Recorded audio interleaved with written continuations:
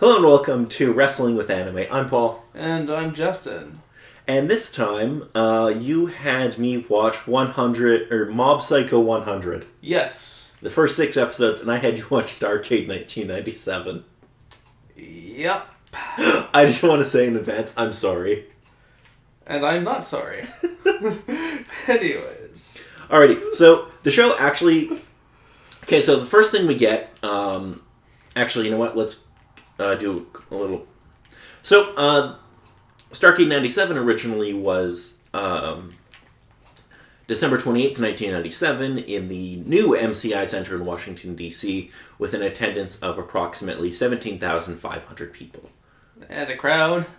It did. And it was also the WCW with the highest pay-per-view buy rate in history.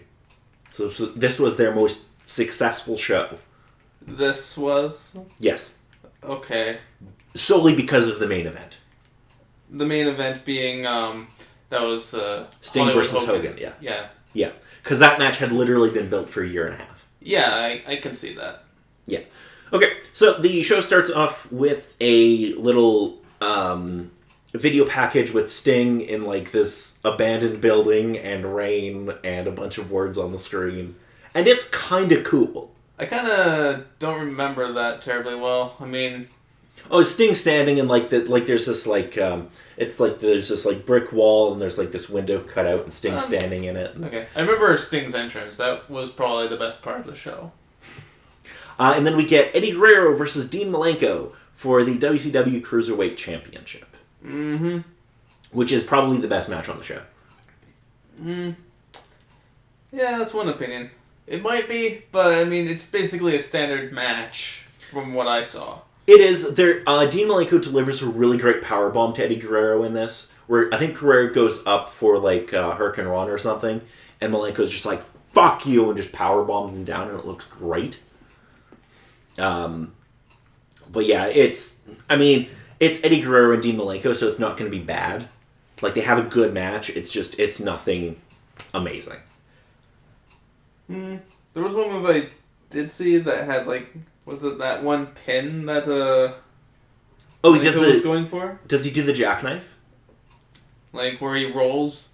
Yeah, where he kind of, like, flips over? Yeah. Yeah, that's a jackknife. Okay, yeah, that was neat. I love the jackknife pin. More people should do that. Yeah, that was the only interesting part to me about this match. Fair enough. Just seeing that. So, that was neat. Eddie Guerrero retains in 14 minutes and 57 seconds. Next up, we have a 6-man tag match. Well, the shit starts early. Before that, there was that survey that happens for like a good 10 minutes. Scott Hall comes out to take a survey of the NWO. Yeah. Another one for the good guys. Okay. So, yeah, Scott Hall comes out and does his NWO survey. And, like, that's just a thing he was doing for, like, the last year and a half or whatever. Yeah. I love how you just hate it. It was just because, like, when the NWO started, they were really hot. People really liked them. They'd react to it. And then it just kind of became, like, a heel thing he would do later on. Because they're always meant to be heels. But, like, yeah. Anyway. Gotcha. Next matchup is Scott Norton, Vincent, and Randy Savage against Ray Traylor, the Steiner Brothers, and the Steiner Brothers. Yeah. With Ted DiBiase in their corner. And Miss Elizabeth in the corner of Randy Savage's team, of course. So the shit starts early. Uh-huh. We get Scott Norton and Vincent in the same match. Although this was a really short match, too. It's 11 minutes. Yeah. Or just over 11 minutes. 11 minutes and 6 seconds. Yeah, basically. And there's like... So, I'm looking at this entire... It's like, okay, Randy Savage is good. Ray Traylor is pretty good. And the Steiners are decent. So, you're giving me this look like you don't agree. Well, no, it's not that I disagree. It's like, okay, but... No, it's true. Like, Randy Savage is, like, a legend.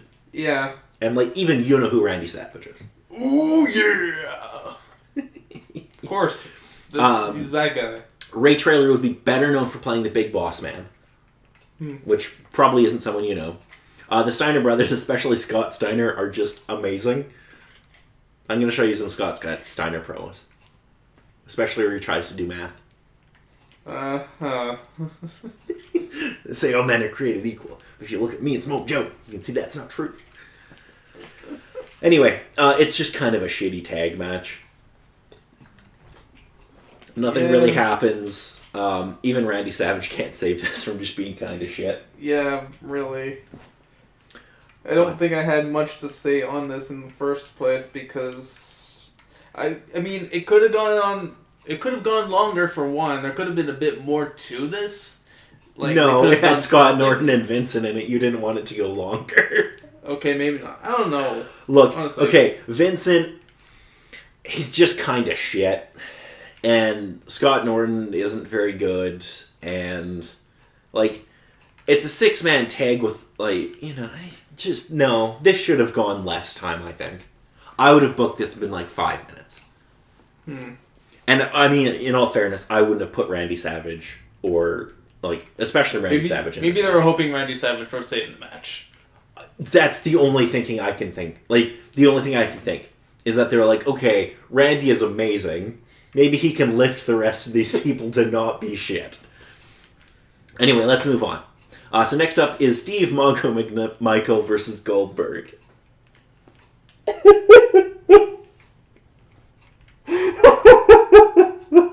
So... You know who one of these people is? Goldberg? I'm sure you've heard of Goldberg. Yeah. Have you heard of Steve Mongo McMichael? No. Yeah, I didn't think so. He was a football player before he became a wrestler. He's kind of a shit wrestler. Yeah. So it starts with Goldberg approaching McMichael going out of the ring before the match starts, or bell rings. Yes. Yeah. Okay. Here's my problem with this match. Goldberg is a big son of a bitch who can do, like, 5 moves. Like, he can kick, he can punch, he can spear, he can jackhammer, suplex, clothesline. Okay, 6 moves. That's quite a few, anyway. But they put him in there with Steve McMichael. Like... Did they make him his plaything? No, but, like, if I've got Goldberg, Goldberg's a big dude, like, why not at least put someone in there? Like, and the thing is, Steve McMichael is a big dude, too. Why not put him in there with somebody who can actually, like, make Goldberg look like a badass? Like, you have Rey Mysterio on your roster. Let him throw Mysterio around for 6 minutes. I would probably agree with that, actually. That would be way better. Mysterio would make him look like a badass. Yeah. He'd bump all over the place for him. It'd be a great match. McMichael can barely get off his fucking feet. And yeah, he was thrown into a table, and then basically, that was pretty much the match. Yeah. And Tony Schiavone tries to tell us that if he gets thrown through a table, he'll die. I'm like, Tony, everybody has gone through a table. Like, that is not gonna kill him. Oh, it's my favorite. Obviously, Goldberg goes over because he's undefeated, and they're not gonna have him job to Steve McMichael. So next up is Chris Benoit versus Perry Saturn. Although it was originally booked to be Chris Benoit versus Raven, Raven just basically says, I'm not fucking wrestling. Sorry, I'm just tucking out here. Later.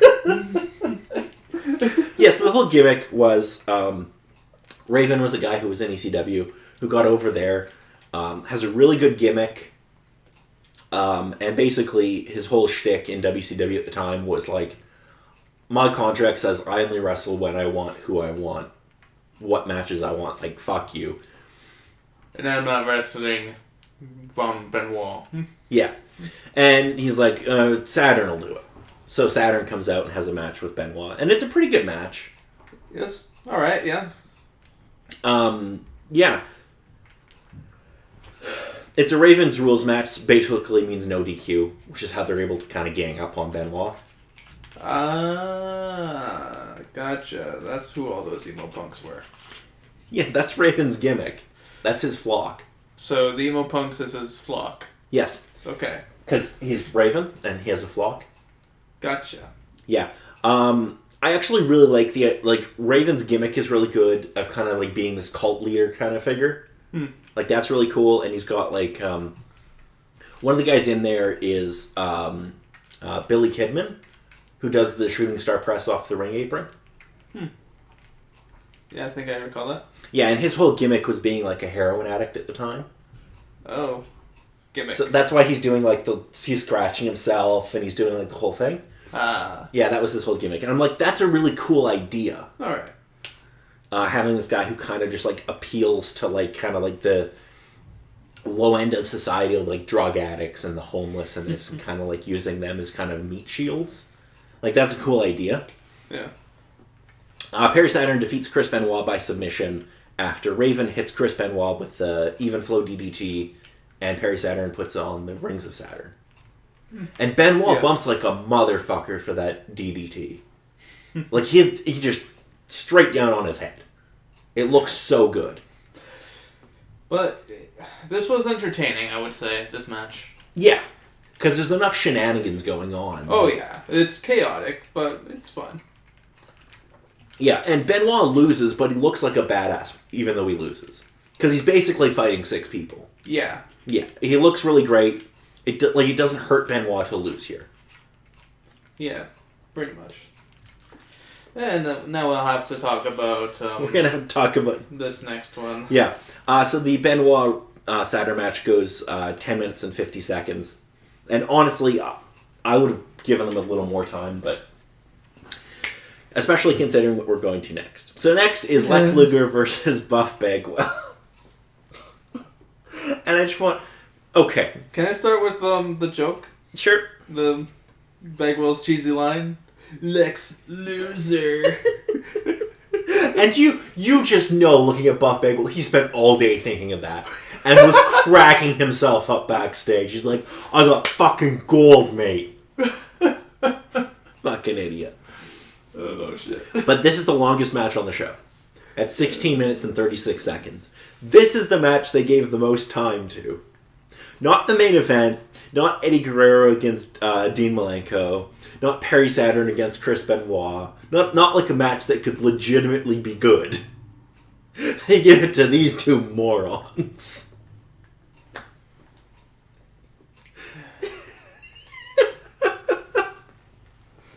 So Buff Bagwell defeats Lex Luger in 16 and a half minutes. Lex Luger's not fighting fair. Oh yeah, Bagwell goes to get Vincent because Vincent's the... because that's who you want for backup in the NWO. You don't go and get like Scott Hall or Hulk Hogan or something like that. No, Vincent. That's the ticket to victory. Yeah, sure. Oh shit, this match was bad. It was so boring. Oh my god. Do you have anything to add? I liked the part when the commentators and camera got bored.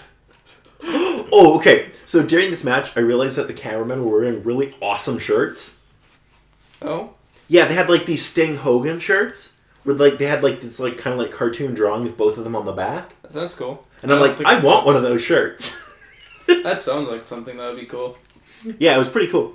Anyway, next up we have a match for the WCW United States Heavyweight Championship between Kurt Hennig, who was the champion heading in, and Diamond Dallas Page, better known as DDP.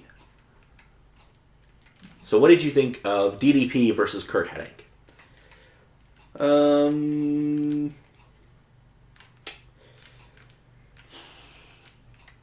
I quite enjoyed this. I thought it was quite good. I didn't really notice too much that was like any different from any other match other than, you know, when Page slams Hennig's running to the ring post.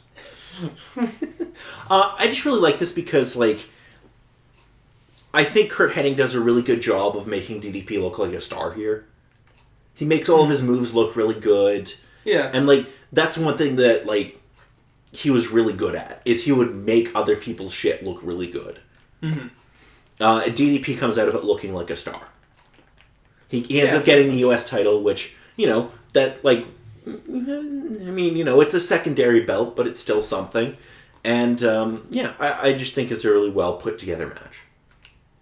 Where Headache's kind of playing, like, this cocky kind of guy who, like, he's been around for a long time, and DDP's relatively new to pro wrestling at this point. He's only been around a couple of years. And Headache's just kind of like, I'm just going to whip this guy around, and it won't be a big deal. And then DDP hits him with the diamond cutter and wins the title. It's great. Tony Schiavone oversells how important this title win is, though. I guess so. It's so... He's acting like DDP has just won the world title. No. He's like... He says at one point... I think he says something like, this title win is a win for every working man and woman in America. And I'm like, calm down, it's the U.S. title.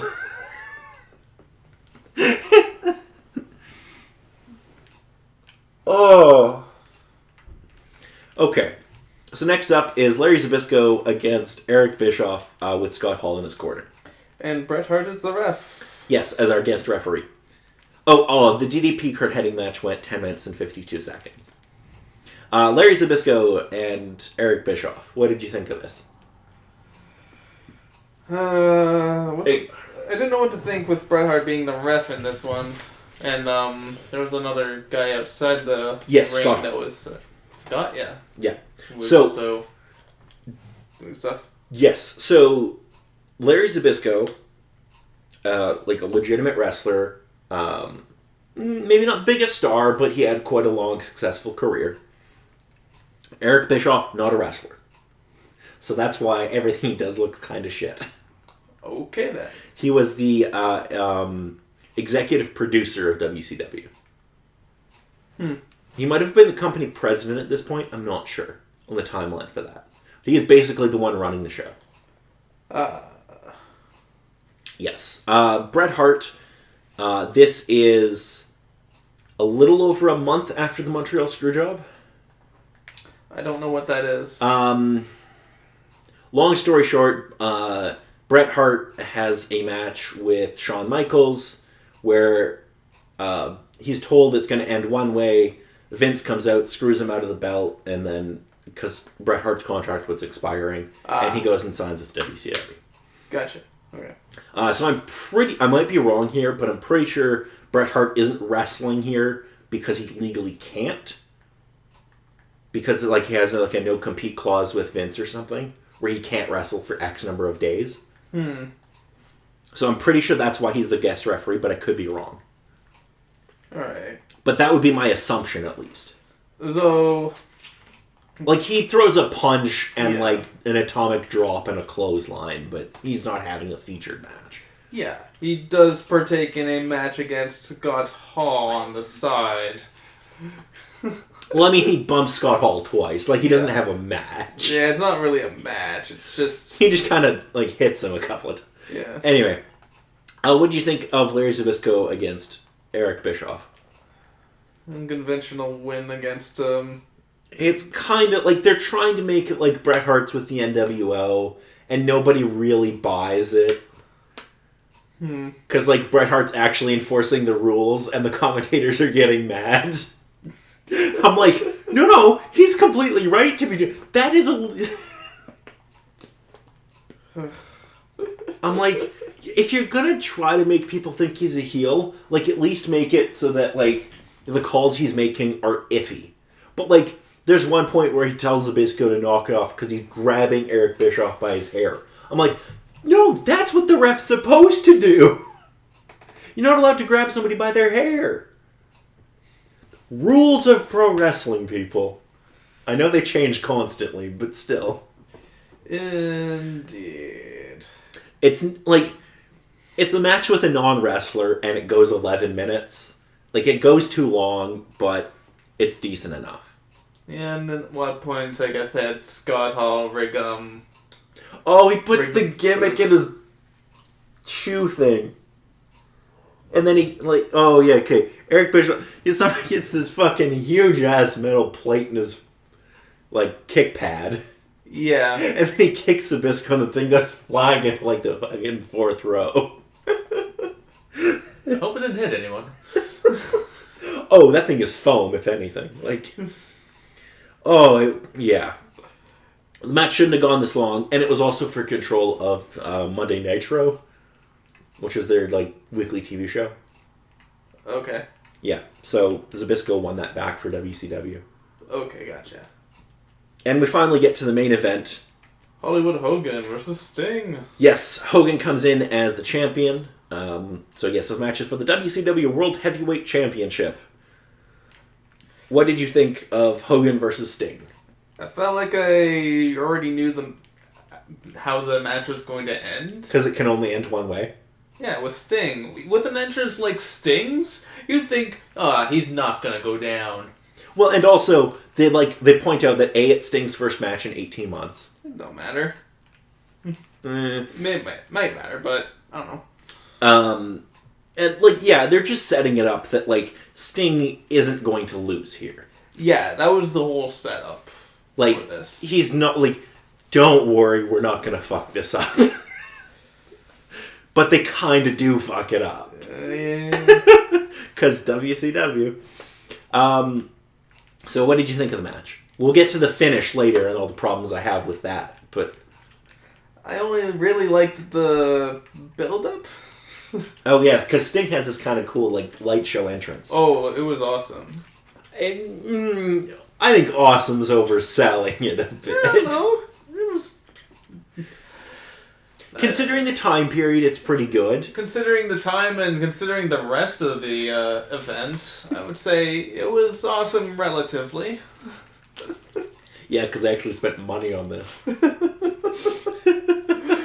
yeah, he's this cool, like, thing where there's this, like, light thing drawing, like, pictures of Sting and, like, his baseball bat. It looks cool. Yeah. And there's this kid, like, doing this voiceover that doesn't really make a whole lot of sense. Yeah, that was questionable. Yeah. So, Sting ends up defeating Hollywood Hulk Hogan for the WCW World Heavyweight Championship. In a really fucked up way. Hogan does a drop on Sting and misses 3 times in a row. What? Like... Oh, the leg drop. Yeah, something like that.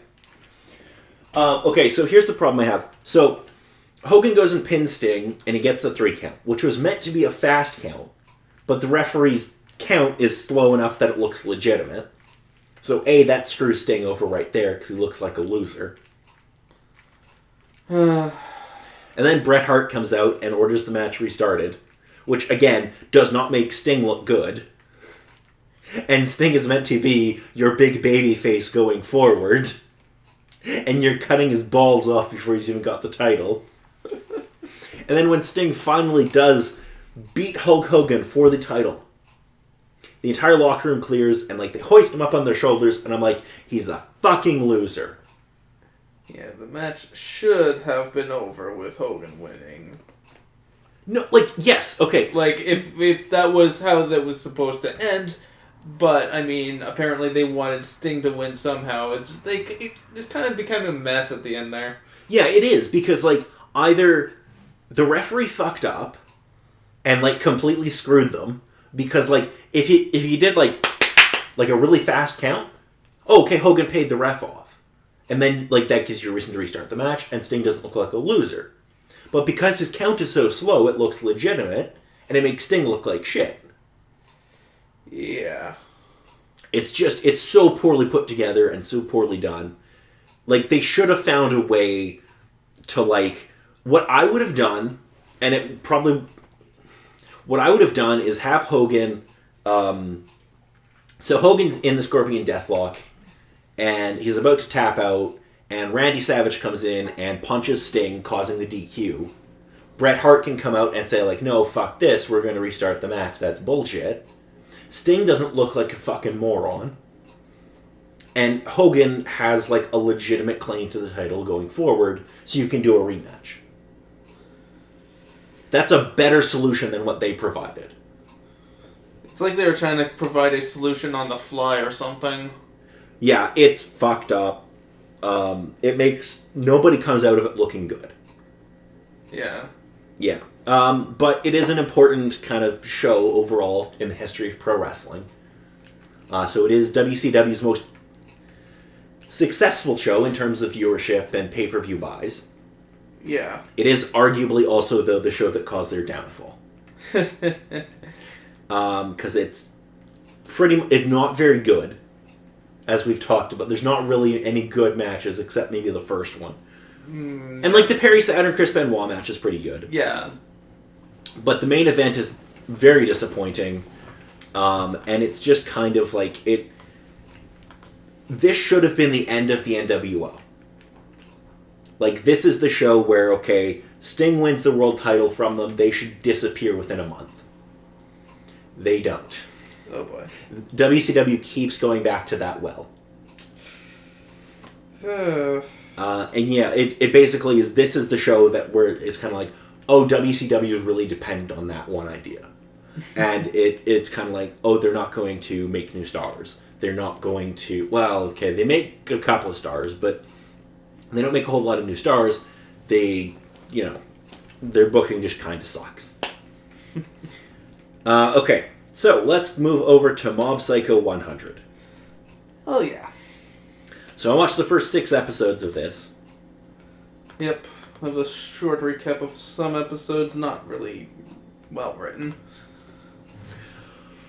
Okay, I have a lot of questions. Alright. Okay. So we start off with this. I'm assuming he's a fraud. Yeah, Regan's a fraud. Okay, so he doesn't have any power. He has no power. Okay.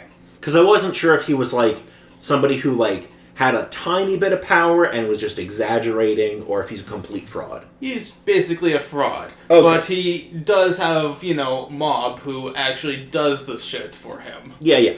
And basically for chump change. For 300 yen an hour. Which, I did the conversion, is about $3.63 an hour.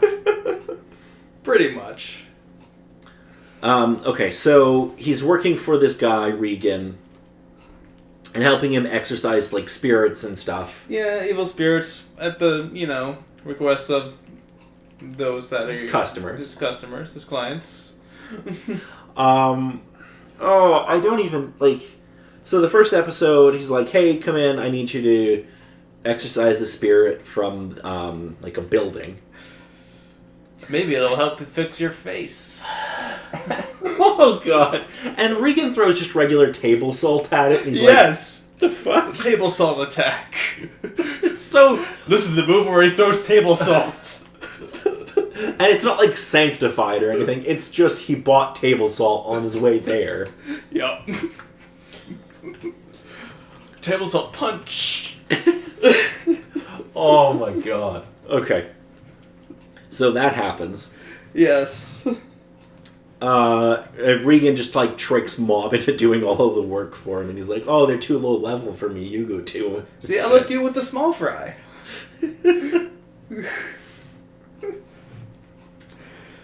So, second episode, Mob feels the need to join a club. Yes, so he joins the Body Improvement Club. Yeah. After the Telepathy Club spends the entire episode trying to get him to join to save their club. It's like, yes, I'll join the bodybuilding club because I'll be more popular, right? Because he wants to put on mass. And Yes. because he's like this tiny little dweeby kid. Yeah, basically. Sure, he has psychic powers, but he doesn't use them against people. That's kind of his gimmick. Yeah, and character trait. Regan gets Mob to, like, go into this all-girls high school. They're cross-dressing, and it's like, okay. And Regan gets caught, but like, they immediately. take Because he's, like, a 30-year-old guy. Yeah. Yeah, it's great. So, episode 3, we start off with the Body Improvement Club practice, and Mob faints. What else happens in this episode? Oh, the episode 3 was the... Oh, the cult one. Oh, okay. The LOL club. LOL. Or cult, or whatever. Yeah. Laugh out loud. Okay. I think this is the first episode where I texted you. Was it? Yes. Okay. Where I just texted Justin. Where you just said, what the fuck? Because I didn't know what the fuck was happening. I'm like, is this genius or is it bullshit? I don't know. And I still don't know. Okay, I do have a question, though. Sure. And I'm pretty sure I know the answer, but I didn't look it up just to, This is done, or at least this is somehow connected to One Punch Man, right? No, it's just the same writer. Oh, okay, that's kind of what I meant, because the art style looks really similar. Yeah, but and, like, this the is done tone by... is pretty similar. Like, they had different... This one was done by a different animation studio that did, that didn't do One Punch Man. This is Studio Bones doing this one. Okay, I could just... Like, the design of everything looks very One Punch Man. Oh, yeah. For sure. I mean, even in the first episode, they had a guy with a bald chin just walk by randomly. Yeah. It's kind of a staple to have for some reason. Well, and just, like, Mob looks so One Punch Man. Oh, yeah. I was like, this could almost be a prequel if he didn't have, like, the powers. Yeah, this is basically One Punch Man, but, psychics. Yeah. But, I mean, there's a bit more to it than that. There's more story elements and stuff with... Well, I mean, there's story in the other, but it's different to differentiate. Yeah. So anyway, in this episode, this cult tries to make Mob laugh, and, He just doesn't. He doesn't. They try to have a contest with drinking milk, but apparently that doesn't really work for Mob. He likes milk. We find out that laugh, though. We find out that their leader is possessed by this demon called Dimple. Yep. Which causes Mob to hit his 100% yeah, gimmick. His emotional state reaches 100% and explodes onto Dimple. Yes, which frees the folks in the cult. Yep. But although Dimple isn't gone. No, there's a tiny little... Yeah. Dimple still stays around for pretty much the rest of the series. So he's an important character. Yes, but he's not in the next episode. I don't think. Is it the next one, or is it episode 5 where he isn't in? I'm not sure. I mean, the episode 4 was the one with the delinquent turf war. Oh, yeah. That Mob gets caught in the middle of. All of their schools have the best names. There's Salt Middle School, Black Vinegar Middle School. What the fuck? What is this show?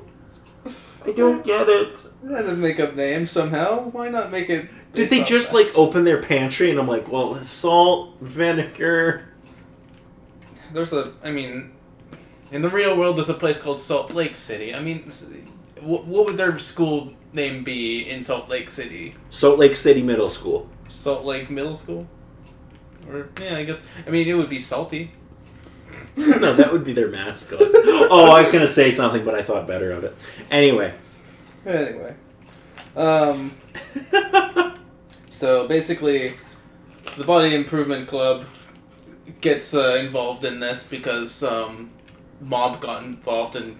Mob's one of their boys. Yeah, Mob's one of them, So they go and beat up these rival delinquents, and then this guy named Teru comes out, and he's a psychic. Yes. Beats up the rest of them. Yes, then we get to episode 5 where... we have a very animated episode, I would say.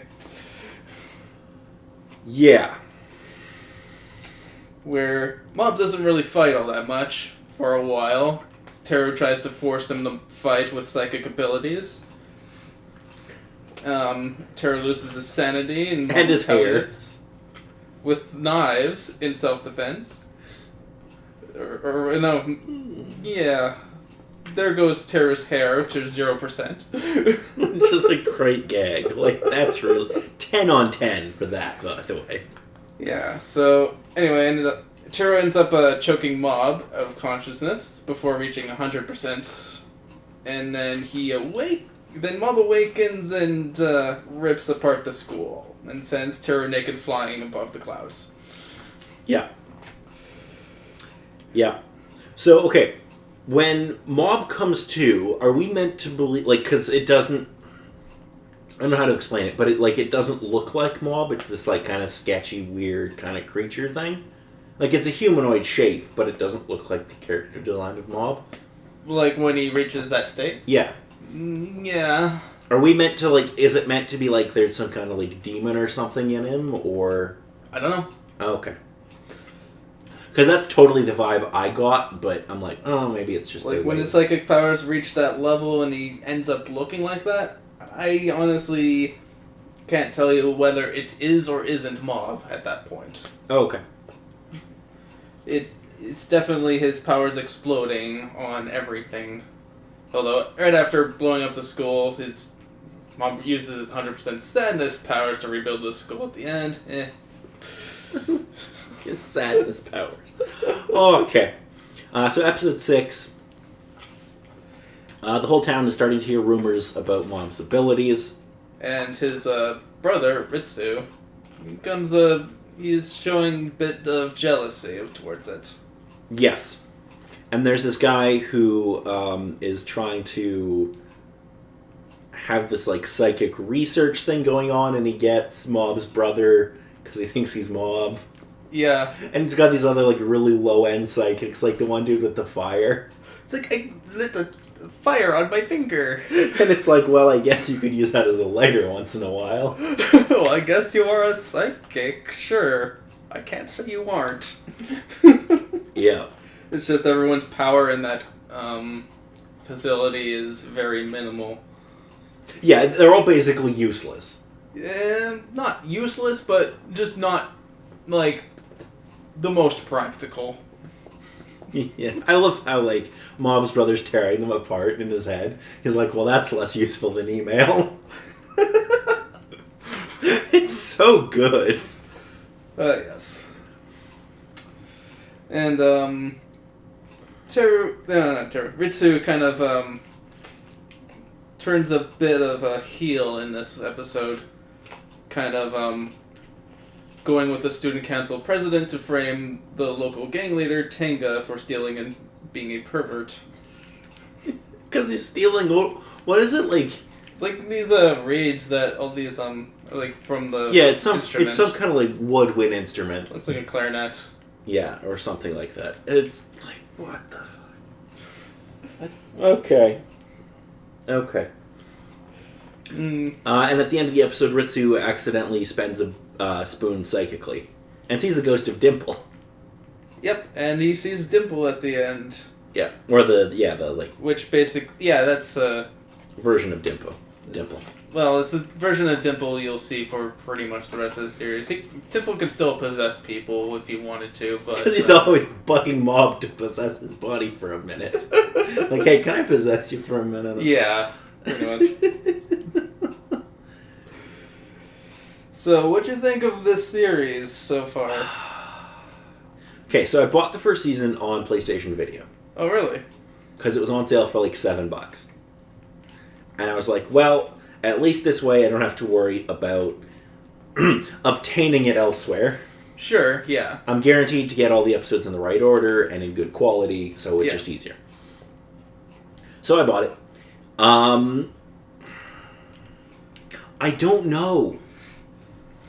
This is hard. It's like Space Dandy, where I'm like, this is either a work of genius or a work of insanity. And I don't know which it is. Yeah. The second season is currently airing right now in Japan, which is also on Crunchyroll. And the English dub is also on Crunchyroll for the first season, for some reason. Yeah, I think they, like, co-produced the dub or something. Because there's, like, Crunchyroll is in the credits. Yeah, I guess so. So, I probably end up watching more of this. Yeah. Because it's really fun. Yeah, for sure. I kind of wish there was more of Mob just going around with Regan and just doing random exorcisms. Yeah, Regan will come back a bit more. Okay, good. At least a little bit more. Because I really love that dynamic. Because it's really funny. Yeah. I'm like, I would watch an entire season of just Regan being like, no, they're too low powered. And just being like a shithead. Like, he's great. Yeah, still a shithead. And paying Mob like 300 yen for doing like these jobs for him. Or just some crackers or whatever he pays them in. Or he just gives him like sushi or something the one time. He's like, here you go. Like, what the fuck? He gets slightly less at his ramen or whatever. No, yeah, he's only allowed 2 pieces of beef or whatever. Oh, Yeah. it's so good. So yeah, this is an anime that didn't make me ill. Well, it almost did, but then it didn't. Because I was like, this is really anime, but it's really stupid too. And I can tolerate that. I love this show though. I can see why. Like, it's a lot of fun. For sure. And, I mean, despite the art style, it's very animated when it needs to be. Yeah, no, the animation looks really good. Yeah. Everything looks really good. It's one of those shows like One Punch Man where I'm like, I don't hate this. Yeah. Alrighty, so I think that's going to be it, unless you have something else to add. Nope, I think I mentioned everything I need to. Okay, so I am able to tell you the next thing you will be watching when we speak next. And I can't say for sure what I'll be thinking of next either. Good, because you'll only be able to give me 1 episode of it. Because I'm giving you something very short to watch. Oh, really? Yes, we are going to take a look at the final match of William Regal's career in NXT. Alright. And you'll have to watch a short promo before. How long is the... The match is about 20 minutes and the promo is about 3 minutes. Oh, okay. But yes, it will be a lot of fun, and the promo especially is just, it's so good. Alright. So, that will be whenever it happens, because these episodes don't come out regularly. No, it's fairly irregular. Alrighty, so until next time, I'm Paul. And I'm Justin.